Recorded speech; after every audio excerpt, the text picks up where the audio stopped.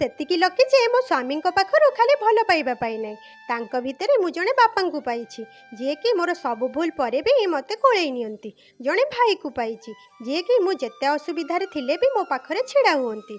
आउ जणे भल बंधु को पाइछि जे प्रत्येक परिस्थिति रे मते बुझी पारंती। पहिले सांग माने गोटे स्त्री पई आउ कोन दरकार। मु तो सही दिन सौभाग्यवती हेइथिली जेउ दिन तांको हातरु सिंदूर मो मथारे लागिथिला।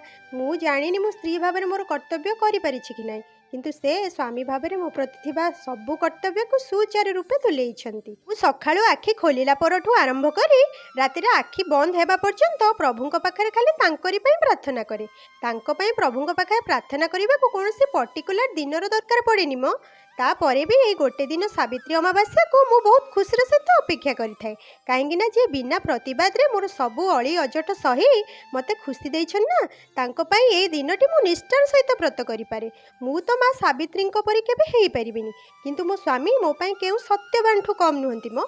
मु निश्चय किछि पुण्य करिथिली, मो पुण्यर फलस्वरूप प्रभु मते तांको मो स्वामी रूप रे देइछंती।